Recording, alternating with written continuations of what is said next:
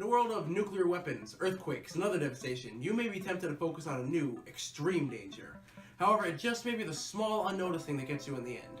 For the next few minutes, you'll see why one of those small things aren't so small after all. I'm William, and today, you will become a master of air and water pollution.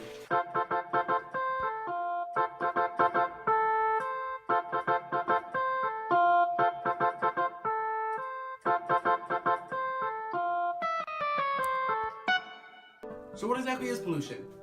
It's basically the contamination of a substance. Some nasty thing gets itself into the supply of another thing and usually causes some sort of harm. Heavy metal in the water, for example. No. There it is! Lead in the water supply can usually cause an array of damage, including, but not limited to, decreased bone growth, learning disabilities, and kidney and nervous system damage. Not good. And it's not just lead. Other materials contaminating water are a problem as well. Phosphorus, feces, anything really that can cause you harm if you drink it. The pollution can also cause harm to sea life who live in this water, which can affect the rest of the food chain. For example, an oyster will get sick from being in the water, which will be eaten by a bird. That bird, now poisoned, gets eaten by a snake, and so on and so forth. Pollution can also cause algae to grow in numbers, known as algal bloom, which eats up oxygen, causing dead zones. This process is known as red tide.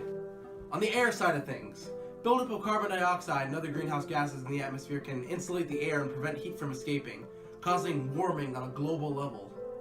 If only there was a term for it. Carbon dioxide alone is produced by numerous methods, including car emissions and breathing.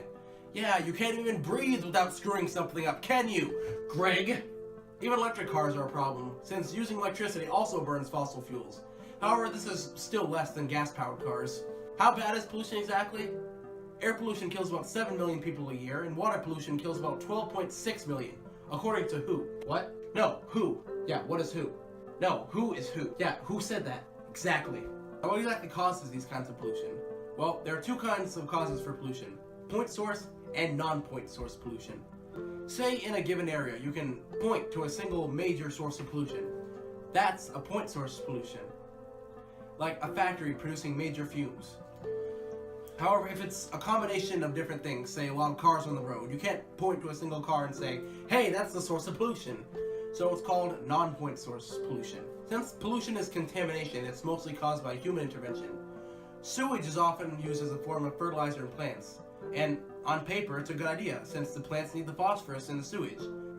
But since they use more than the plants can handle, the excess, along with other added nutrients, can enter the water supply when it rains, and the water transports the contaminants to a water source.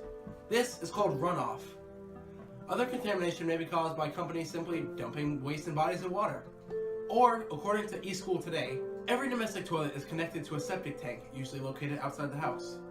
Each time poop is flushed down the toilet, it goes into this tank, where the solid part is separated from the liquid part. Biological processes are used to break down the solids and the liquids, and is usually drained out into a land drainage system. From this stage, it can escape into the soil and nearby water bodies. As mentioned before, car emissions can also cause air pollution through their exhaust after burning gas for energy, and factories can produce major fumes. But in addition to producing pollution, humans also cut down trees, essentially nature's way of cleaning the air. Plants all take carbon dioxide and convert it into oxygen through photosynthesis. With humans destroying a lot of plant life, more carbon dioxide stays in the air, and we already know how that works out. In addition to this, destroying plants may also destroy the homes of bees, which help plants thrive by pollinating them. With less bees and less pollination, plants slowly start to die, which also affects the animals that consume these plants. Obviously, unless you're a big CEO, you won't be able to prevent pollution in the ways mentioned before. So here's a few things you can do to prevent pollution. Water pollution. Do not pour fat from cooking or any other type of fat, oil, or grease down the sink. Keep a fat jar under the sink to collect the fat and discard the solid waste when full.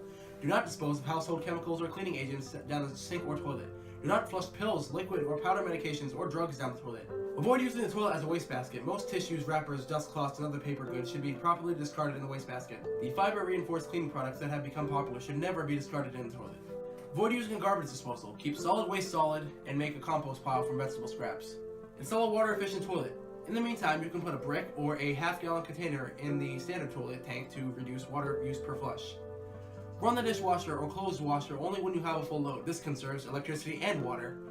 Use the minimum amount of detergent and or bleach when you are washing clothes or dishes, and only use phosphate-free soaps and detergents. And minimize the use of pesticides, herbicides, fertilizers, and do not dispose of these chemicals, motor oil, or other automotive fluids in the sanitary sewer or storm sewer systems. To prevent air pollution, remove your carpeting if possible. Use a dehumidifier and or air conditioner to reduce moisture. Have car emissions tested regularly. Minimize air freshener use. Test your home for radon. Use carbon monoxide detectors. Fix water leaks. Dust and vacuum surfaces regularly. Make sure your exhaust fans are functioning in your bathroom and kitchen. And keep a lid on scented candles. Congratulations! If you stayed through that whole video, you now know how water and air pollution works and how to prevent it. Now, my friend, go out and help the planet. Or, more realistically, use this information at your local trivia night. If you want to see more videos like these, subscribe here. Leave a comment with any topics you want to learn about, and of course, tune in next time to become a master of everything. Shut up!